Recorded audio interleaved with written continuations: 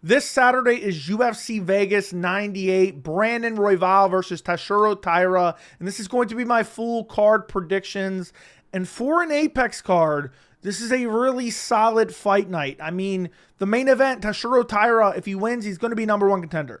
Most likely we're getting Pantoja versus Asakura for the flyweight title, and the winner of this fight, especially if it's Taira, will be the number one contender. And this card is really solid. I mean, it's not the greatest fight night card of all time, but for the Apex, I'm really looking forward to this fight night card. Let's get to the very first fight of the night, which is Clayton Carpenter versus Lucas Rocha. Clayton Carpenter is coming off of Dana White's Contender Series. Well, he came off of Dana White's Contender Series. He beat Edgar Chairez, who's a really solid fighter, just recently got a win. I believe he was at UFC Noche, if I'm not mistaken. He almost subbed Tatsuro Taira in the third round. Taira was able to just be saved by the bell there and won the fight. And then most recently dominated a guy in his UFC debut. I'm not going to try to butcher his name, but took him down, beat him up, found the rear naked choke. Rocha, coming off of Dana White's Contender Series, kind of struggled with Davy Bittencourt. Was being out grappled a bit, being taken down, being controlled, ended up getting a highlight reel knee up the middle. Basically that ended in a KO right then and there. But listen, I think he's kind of undersized, but I believe that was at bantamweight. Now he's coming down to flyweight against Carpenter. But I think Rocha has a striking advantage, but I think Carpenter, it's not that much of a striking advantage. Clayton Carpenter has some decent striking, and I think he has the advantage in the grappling as well. We'll have to see, maybe Rocha is maybe a little bit bigger coming down, but I don't think he is. He looked massively undersized on Dana White's Contender Series, and sometimes that can be an aberration. But the way I see this fight playing out is, I think it'll be competitive on the feet. Maybe Rocha has a little bit of an advantage on the feet. Definitely has a power advantage, I would say. But I think Clayton Carpenter is going to be able to mix in the grappling. It's going to open up shots on the feet. And then eventually he'll find takedowns, get some control time, beat him up, get into good positions, maybe eventually find a submission. But I'm going to say Clayton Carpenter wins via decision. I'm going to say he just puts it all together. He's the more well-rounded fighter, and he's able to get it done. I'm going to say 29-28 decision, maybe one round.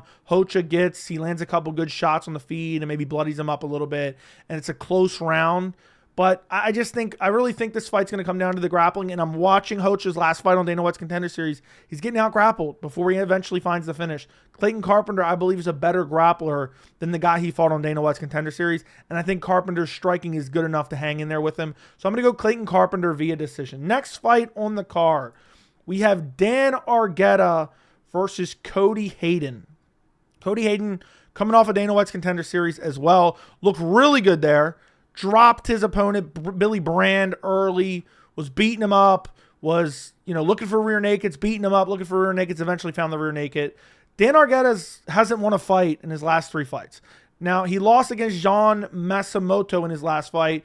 It was a very competitive fight. Maybe he was even starting to edge it out, but then got submitted. Fight before that against Miles Johns, he lost, but then it got overturned. I think it's a no contest now. And then before that, he should have submitted Ronnie Lawrence, but the referee stopped it too early, so then they had to call it back because he didn't tap and he wasn't out cold. So he hasn't won a fight in 2 years, and it was against Nick Aguirre. Listen, Dan Argueta spams takedowns nonstop. That's what he's going to do. Just spam takedowns, spam takedowns, spam takedowns. Cody Haddon appears, we haven't seen him against a lot of really tough guys, but he's got decent grappling from what I've seen, and his striking is way better. I was going to say superior to Dan Argueta's. Dan Argueta has garbage striking. He just wants to shoot like erratic, they're not even well-timed takedowns. He has good jiu-jitsu, has good submission ability, but he just primarily is one of these stocky guys that just wants to get you down, beat you up a bit. And I think Cody Haddon's good enough in the grappling to stuff the takedowns. He showed some decent grappling in his Dana White's Contender Series fight. He hasn't fought the best opposition. I mean, he fought a guy who's 9-7, 19-12, 1-1. I mean, 4 fights ago, he's fighting a guy who's 1-1, where Argueta's definitely been fighting steeper competition. But I think Cody Haddon, if he can keep it on the feet, he's the far superior striker, and he has decent power as well. So I'm going to pick Cody Haddon to get it done. I'm going to say second round KO. I think Cody Haddon is going to be able to stuff the takedowns. Argueta is going to get more and more desperate, get clipped with a shot on the feet and finish. And I think Cody Haddon could rock him and then find a submission on the ground as well. He hunted it in his Dana White's Contender Series fight after hurting Billy Brand, followed him down, beat him up. And, he had a really good killer instinct. And I was thinking about picking him via decision because Dan Argueta is not particularly easy to finish. But I'm going to pick him to get a second round KO over Dan Argueta. Next fight on the card, we have Chris Barnett versus Junior Tafa. Listen, Chris Barnett, when's the last time he fought? It's been 2 years ago since he beat Jake Collier. And, watching back his last loss, which was 2.5 years ago against Martin Buday, I don't want to ever hear anyone say, Joey, you're fat. You can't talk about MMA. I have a better body type than Chris Barnett and Martin Buday, okay? And Shamil Gaziev, okay? Maybe me and Shamil Gaziev, same body type. But still, look, Barnett has okay power. I mean, who did he KO? John Vellante, literally garbage can, who should have been a middleweight up at heavyweight. I think he even was at middleweight at one point in time. Lost to Ben Rothwell. He's been out for a while. He's 38 years old. Junior Tafa's kind of garbage as well, but has big power in his hands. He's coming off a loss against Walter Walker where he got submitted. Coming off a loss where he got brutally leg kicked by Marcus Rogerio de Lima. His last win's against Parker Porter. I think this fight genuinely could go either way. But here's the way I look at it. I think Junior Tafa has more power.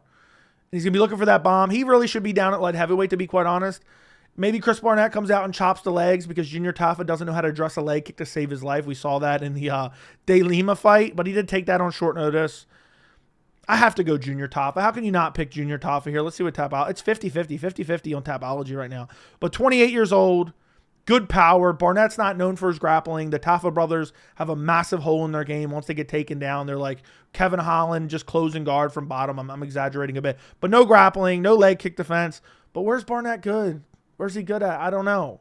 I really don't know. So I'm going to go Junior Tafa. I'm going to say first round KO. Unfortunately, I kind of like Chris Barnett. That funny celebration where he did that flip. I believe that was after the win over John Vellante. But John Vellante is not a good win. Jake Collier is not a good win. And while Parker Porter's not a great win, Parker Porter's decent for the heavyweight division. So, it is what it is. It's a tough heavyweight, low-level heavyweight fight to pick. But I'm going to go Junior Tafa via first round KO. Next fight on the card, Themba Gorimbo versus Niko Price. Look, easy fight to pick in my opinion. How can you pick Niko Price? How can anyone pick Niko Price over Themba Gorimbo? Themba Gorimbo this is a matchup I think the UFC is really trying to build him a bit. He's on a 3-fight winning streak.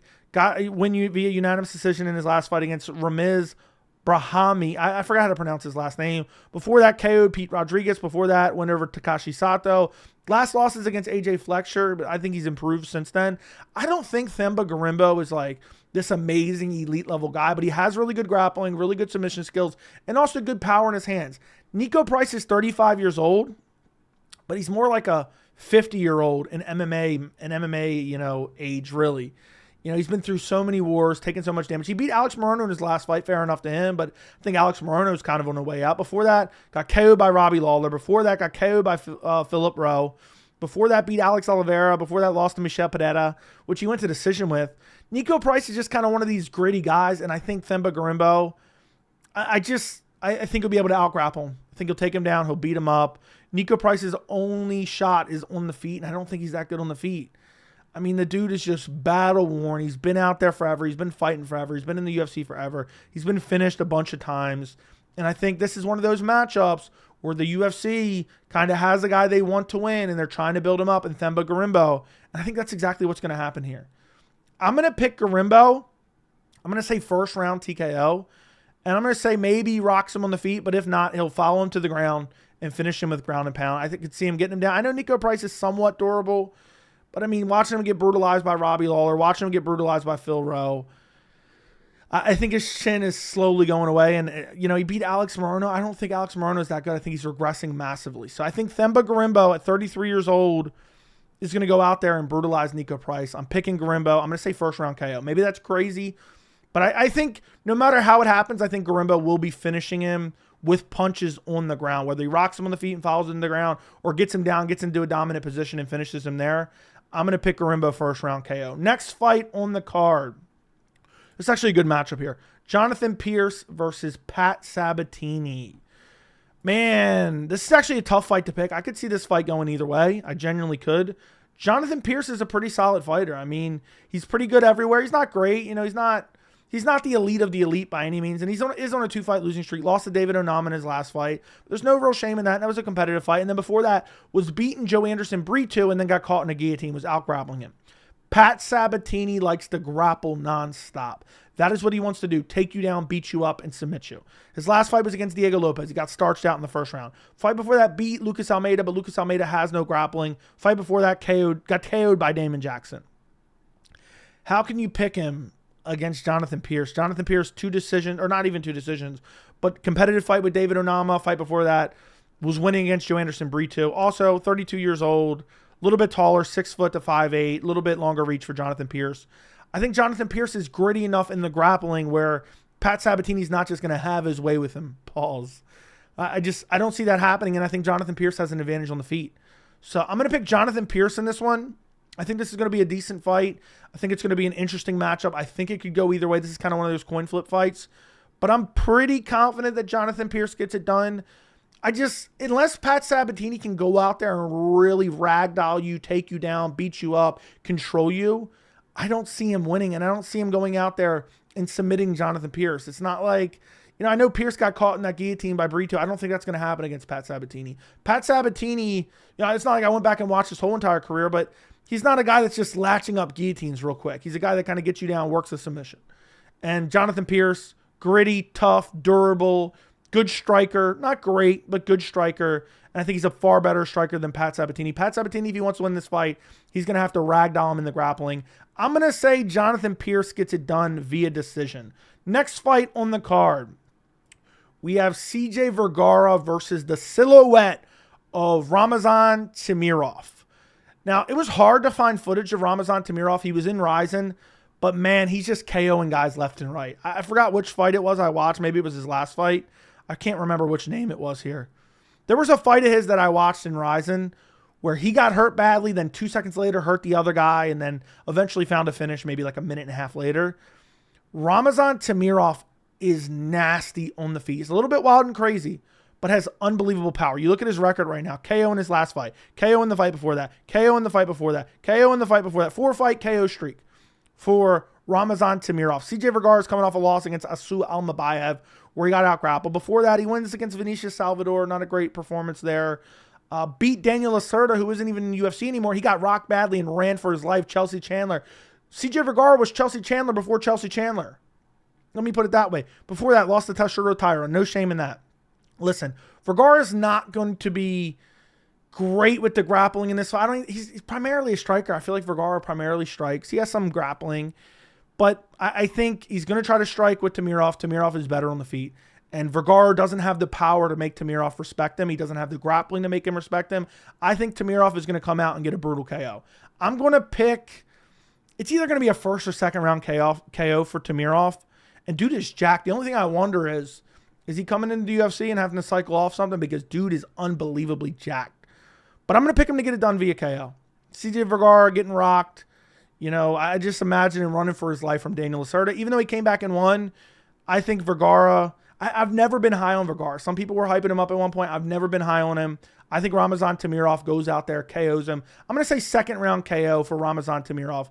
I don't think Vergara has the grappling. In some of the fights I was watching with Temirov, I don't even remember what fight it was at this point, but there was guys trying to take him down. They weren't having a lot of success, and he was just butchering them on the feet. And maybe they weren't the greatest fighters ever, but they have decent records. I don't know a lot of these guys from Ryzen.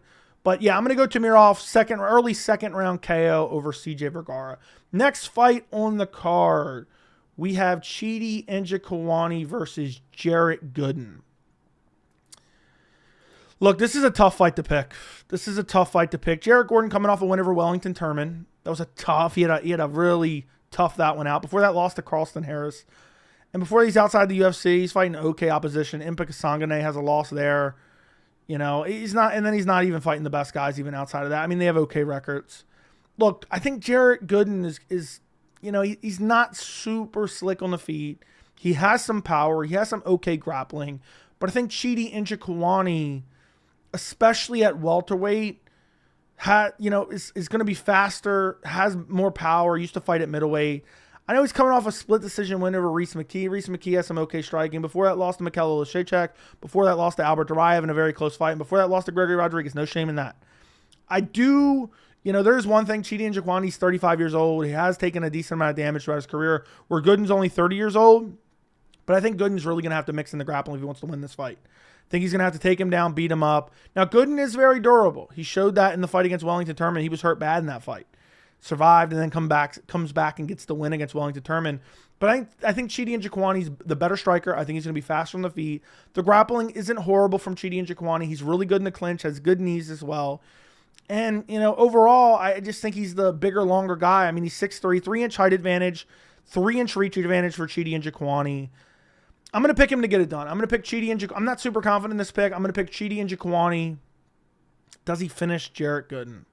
Does he finish Jarrett? I mean, Impic Kasangane's finishing. I'm going to pick Chidi Njokuani. I'm going to say second round TKO. Catches him with an elbow on the feet, maybe in a clinch exchange as he exits. Jarrett Gooden shoots in on a takedown. They end up in the clinch. Chidi Njokuani lands a nasty, elbow and a knee combination on the clinch break.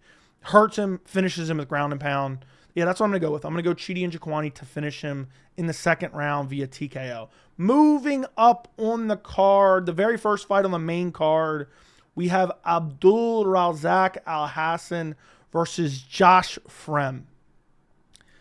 I mean, this is a pretty obvious pick here. You have to go Abdul Razak Alhassan. I'm going to pick him to win via first round KO.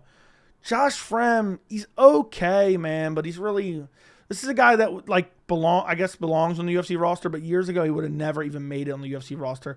Lost to Andre Petrosky in his last fight. Lost to Roman Khabibulov before that. Got destroyed, took nasty body shots, really got beat up in that fight. Last one's against Jamie Pickett, a literal garbage can. Fight before that, beat Cedriquez Dumas. Okay, win before that, lost to Tresean Gore.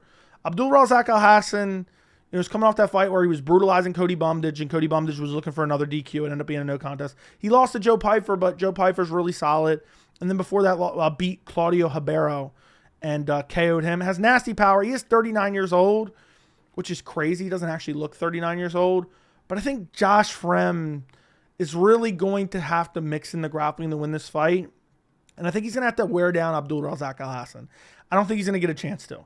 I think Abdul is super explosive early, has nasty power early, is pretty fast for an almost 40-year-old guy, He's been pretty active. He fought 2 months ago against Cody Bumdage. Should have won that fight.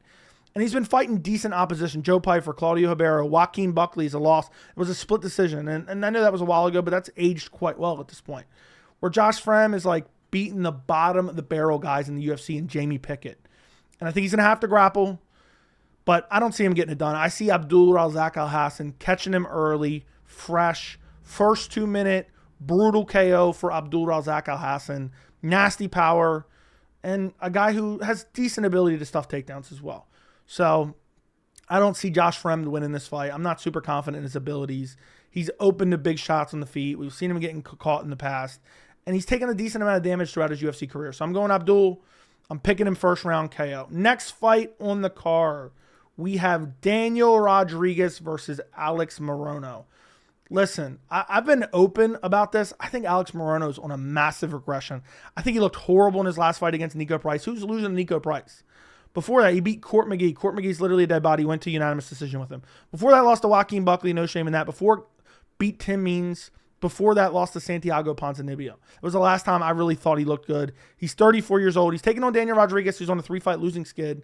Lost to Kelvin Gastelum. Lost to Ian Machado Gary, where he got finished. And lost to Neil Magny. I don't think any of those losses are horrible. Has some decent boxing. Has some decent power. And Morono's just like... Morono's not good. He has some okay jiu-jitsu. I feel like he's regressing. His cardio hasn't looked good. I don't know what's going on behind the scenes. I don't know if he's changed training camps or something along those lines. He hasn't looked good. How am I going to pick Alex Morono? So I'm picking Daniel Rodriguez to get it done. Matter of fact, I'm going to pick Daniel Rodriguez to finish. I'm going to say second round TKO as well. I think Daniel Rodriguez is just going to be better on the feet. I don't trust him that much. He hasn't gotten a win in 2 years, and that was against Li Jingliang. A lot of people thought that was a robbery. Last win before that was against Kevin Lee. Damn, so the last time Daniel Rodriguez got a non-controversial win, it was over 3 years ago against Kevin Lee. That makes me have some bit of pause, but what is Morono going to do? Shoot takedowns? I don't think he's taking Daniel Rodriguez down. He's known for decent takedown defense. It's not great, but Morono's not known for great offensive wrestling. So I'm going to pick Rodriguez to kind of just use his boxing, outbox Alex Morono, and maybe he's under a lot of pressure here. He's on a 3-fight losing streak. He knows he might get cut from the organization. He's on the main card. Let's go out there and put on a performance. He goes out there. He chins Alex Morono, who's slowing down. He's regressing fight to fight. Like Sean Strickland said, I regress. Alex Morono's taken that a little bit too seriously. Looks slower. I mean, the only way I can describe Alex Morono from what I've seen in the last few fights is he kind of reminds me of Vicente Luque. Not in the way they're exactly fighting, but Luque, since he had that brain bleed after Jeff Neal, he's just gone downhill at fight to fight. I feel the same thing about Morono. I'm going Daniel Rodriguez to get it done. I'm going to say second round TKO for Daniel Rodriguez. Next fight on the card, we have Julia Polastri versus Cory McKenna. This is on the main card. I wonder if they'll switch this around. Look, it's a kind of a low-level women's MMA fight. It's 50-50. I'm going Julia Polastri via decision. Her last fight was against Josephine Knudsen. Hard-fought fight. She showed off her grappling in that fight. Close fight. She lost via decision. Cory McKenna's coming off a loss against Jacqueline Amorin, who it was like Cory McKenna showed no fight IQ, caught a kick, and let Amorin pull guard. Thought she was going to be slick. Gets caught in a submission. Before that, she beat Cheyenne Velismus, Miranda Granger. She lost to Elise Reed. Cory McKenna isn't that good.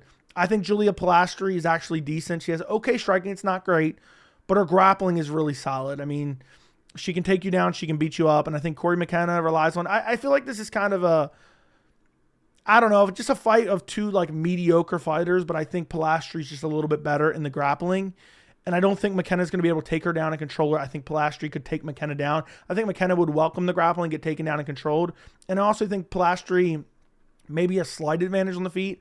I could be wrong on that, but they're both relatively young. You have a massive, almost a 4.5-inch reach advantage for Polastri. I think Polastri gets it done. I mean, this is one of those fights. It's okay, flip a coin, basically. Who's going to win? I'm going Julia Polastri via unanimous decision. Next fight on the card, we have Grant Dawson versus Rafa García. Okay. Grant Dawson, it's crazy, man. It's crazy. It's like he fell off the face of the earth. He's got a win over Joe Selecki in his last fight. Before he got brutalized by Bobby Green in a main event. That was his coming out party. He gets brutalized by Bobby Green in like the first second. He's fighting Rafa García, who beat Clay Guida and the boys in his last fight. Before that, beat Mahashate. Before that, lost to Drakkar Klose. Rafa García is kind of like an underrated guy, to be honest. He has decent offensive grappling. He can be out-grappled a bit. You know, he was taken down by Drakkar Klose. I believe Clay Guida, I don't think he ever got him down into like a dominant position, but got in on a couple takedowns. And, you know, I think Grant Dawson is far superior to any of the grapplers that Rafa García has faced in the past. I think Garcia is the better striker, but I think the grappling of Grant Dawson is going to be the difference in this fight. And I'm looking at Drakkar Klose. I watched the Drakkar Klose fight, which was 2 years ago, but Rafa García lost that fight. I'm seeing him giving up his backup against the fence. If you do that against Grant Dawson, you're going to end up getting controlled there for the entire round. Because Grant Dawson, what does he like to do? He likes to get your back, get the body triangle, beat you up, and look for a submission. You know, you look at some of his recent wins, Demir Zmagulov. I thought Demir Zmagulov was easily going to beat Grant Dawson. He went out there, controlled him for 3 rounds. Mark Madsen finished him via rear naked choke. Before that, submitted Jarrett Gordon. That's a good win as well. Not great, but good. Beat Joe Selecki, who's a good grappler. I think Grant Dawson's grappling and his wrestling and his jiu-jitsu and really his top control is the difference in this fight. Rafa García is not a great striker. I think he's a better striker, but he gets taken down in the first round and controlled for the entire round. He's going to be like, oh, I don't want to let my hands go too much because I got to worry about the takedown. And then that opens up shots on the feet for Grant Dawson. Because Grant Dawson is a guy who only needs one takedown. He gets you down one time, he controls you, he beats you up, he looks for a submission. Garcia is not a guy who's easy to finish, hasn't been finished in a long while. So I'm going to pick Grant Dawson via decision. It's going to be control time, ground and pound, looking for rear naked chokes. Unless Rafa García makes a huge mistake on the ground, I think he's able to survive. I think there'll be maybe some tense moments where Garcia lands some shots on the feet, but if Clay Guida at like damn near 45 years old is getting close on single legs, I think Grant Dawson will find a way. Whether he enters, ends up in the clinch, ends up getting a body lock takedown or whatever it may be, once Grant Dawson gets him down, I think he'll be able to control Rafa García. I think it's one of the best grapplers that Rafa García has faced. So I'm going to pick Grant Dawson to get it done via decision. Next fight on the card, the co-main event, we have Brad Tavares versus Young Park. This is a fight that was supposed to happen a couple months ago. It got canceled. And I don't remember the exact reason it got canceled, but I broke this down not that long ago. Brad Tavares is coming off a loss against Gregory Rodriguez where he got brutally KO'd. His last win's against the dead body of Chris Weidman. Luckily, he didn't get eye poked 17 times in that fight. Before that, I lost to Bruno Silva. Before that, I lost to Dricus, where he actually had a competitive fight. Jung Park coming off a loss against Andre Muniz via split decision, which isn't a great look. Andre Muniz is not good. I could see this fight going either way.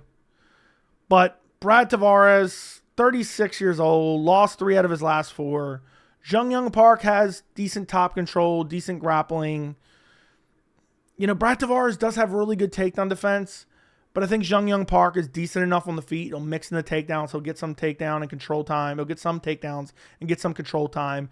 Once he gets you down, he really looks to get in an advantageous position and do damage with ground and pound. So that's where this fight's going to be interesting. Can Jung Park get some good damage off on the ground? That's going to be the kind of the question here. But if Brad Tavares can keep it standing, I think he can win this fight.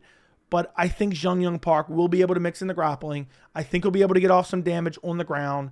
And I think he'll win the fight. I'm going to pick Jung Park via decision. You know, Brad Tavares is taking a lot of damage. That's the other thing. He's probably got a lot of scar tissue that's willing to open up if he gets punched. Got brutally KO'd by Gregory Rodriguez. His last win's against Chris Weidman, who's literally a scrub. His last win before that against Omari Akhmedov, split decision, who's a scrub. I believe he's in PFL now. Meanwhile, Jung Park, not the greatest wins, but he's finishing these guys. Albert Duraev, finish. Dennis Tululin, finish. Joseph Holmes, who's a scrub, finish. Eric Anders, decision win. Jung Park, better jiu-jitsu, decent striking, decent grappling, decent top control. I'm going to pick him to get it done. I'm a little bit, maybe I should go Brad Tavares. This is one of, again, a lot of this card is like, okay, it's kind of a 50-50 fight. But I think I picked Jung Park last time I broke this fight down. I'm going to pick him this time just because of the amount of, it really comes down to the amount of damage that Brad Tavares has taken over the years. That's what's making me lean towards Jung Park. Otherwise, I would consider picking him. And he's taken some decent amount of time off. It's been 7 months since he got KO'd by Gregory Rodriguez. But I think Jung Park also has deceptively heavy hands. Really heavy ground and pound, lands some good hard shots. I'm picking Jung Park to get it done. I'm going to say 30-27 decision for Jung Park, but I could see it being closer. Next fight on the card, the main event. We have Brandon Royval versus Tatsuro Taira. I actually love this main event. Brandon Royval is one of my favorite fighters to watch. He's super squirrely on the ground. He's hard to control. He's super scrappy. He has great scrambles. Top flyweight, I believe. Well, I know he is, but I'm saying, I was trying to say what? Yeah, he's ranked number 1. That's what I was trying to get at there as I'm stumbling over my words. Ranked number 1. He's ranked number 1 for a reason because he beat Brandon Morono in his last fight. It was a close fight. I could have saw it going either way, but he gets it done. Before that, a close fight lost to Alexandre Pantoja, but he got controlled there. Got put in bad positions there. Fight before that, KO'd Mateus Nicolau. Fight before that, beat Matt Schnell. Fight before that, beat Rogerio Bontorin. But Tatsuro Taira is on a tear. Nasty finish in his last fight against Alex Perez. I know people were acting like it was a fluke. No, he did that. The way he did that, he had his back and then went on. It's hard to even describe. He leaned out with his upper body while keeping his legs tight around Alex Perez and buckled his knee. Had his leg laid. It was filthy. He twisted his body. It was a solid, legitimate finish from Tatsuro Taira. And then you look at his fights before that. KO'd Carlos Hernandez. Before that, beat Edgar Chavez via decision. Almost had a couple submission attempts there. Beat Jesus Aguilar via triangle choke. Beat CJ Vergara via armbar. This guy is a submission machine. He primarily wins. He gets you down. He finds a submission. Brandon Royval has only been submitted once in his career, and I believe it was Pantoja. But he ends up in some bad positions. And sometimes, we talk about this quite a bit. Sometimes when you end up on the ground, guys will do everything in their power to scramble back to their feet, and sometimes it works out. And that's kind of what Brandon Royval does. He's a really good scrambler. But against really elite BJJ guys who have submission skills, sometimes it can cost you. Just as a kind of an example, Cody Garbrandt versus Figgy. Cody Garbrandt decided, okay, I'm going to bum rush up. Boom, Figgy finds him in a rear naked choke. Now, that's not the perfect example of this scenario because Royval is really good at scrambling. I also do believe that Royval has an advantage on the feet. I mean, was landing good body shots against Moreno. Also, body shots come in handy against a guy who wants to shoot a takedown because it kind of gives them something else to think about as they're changing levels. He was landing really good body shots against Brandon Moreno. I think he's getting better. He's only 32 years old. He's hitting his prime. But Tatsuro Taira, man, if he gets you in a bad position, you're not getting out of it. Now, this is 5 rounds. I'm wondering about Taira's cardio. This is his second 5-round fight, but he only went 1 round against Perez, if I'm not mistaken. So there's a question mark of cardio. We know Royval can go a hard 5 rounds. and Royval definitely has the striking advantage. But I think ultimately, in one of these scrambles, he's going to give up his back, and Tatsuro Taira is going to find a rear naked choke. I'm going to pick Tatsuro Taira second round submission. I'm going to say a rear naked choke. I could see him getting a triangle. I could see him getting an armbar, but I think a guy like Brandon Royval is just so hard, man. He's so hard to get submissions on. I just think it's going to end up being a rear naked choke. He gives up his back quite a bit. I could see Taira getting him down. Royval's kind of scraping by to get to the cage to get his way back up. Gives up his back. I could see Taira getting a standing rear naked choke. You know what? That's going to be my oddly specific prediction. I'm going to go Tatsuro Taira standing rear naked choke in the second round. I think Taira could be a future champion. I know he's a future title contender regardless. Even if he loses to Royval, he is. But he's 24 years old. He's getting better every single fight. His striking isn't horrific. And Brandon Royval is going to be worried about the grappling. It's going to be one of those fights where you can see kind of from Royval's body language and the way he's fighting, he's worried about going to the ground. I think he's going to try to avoid it with all cost. But eventually there's going to be a scramble. I guarantee you there's going to be a scramble, and I think Taira is going to get the better of the scrambles. But Royval could catch him.